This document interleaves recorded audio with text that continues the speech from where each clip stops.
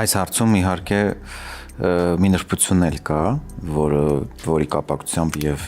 մեզ են միշտ հարցնում եւ ձեզ, մասնավորապես հակադեպրեսանտների ազդեցությունը սեռական ֆունկցիայի վրա։ Եվ ես միշտ իհարկե բացատրում եմ այցելուներին, վստահ եմ դուք նույնպես, որ դեղը, որը նշանակել է բժիշկը, պարտադիր դուք պետք է օգտագործեք եւ դեղը ունի բազմաթիվ կողմնակի ազդեցություններ եւ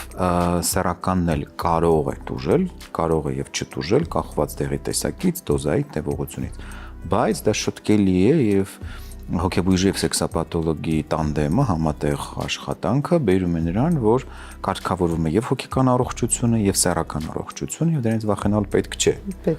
Պետք չէ, որովհետեւ իրականում կան դեղամիջոցներ, դուք էլ նշեցիք, ես էլ կարող եմ նշել, որ կան դեղամիջոցներ, որոնք պետք է շեշտեմ ժամանակավոր կարող են ազդել ֆունկցիայի վրա, բայց դա չի նշանակում, որ դա վերջնականապես է, որ դա անբուժելի է եւ չի կարելի որևիցե կերպ օգնել։ Եթե կան խնդիրներ, դե մենք բոլորս գիտենք, լատիներեն ասեմ locus minoris resistentia, այսինքն մարմնի թույլ օղակը, եթե դա այդպես է, եթե կա թույլ օղակ եւ դա է թույլ օղակը, մենք ուղղորդում ենք արդեն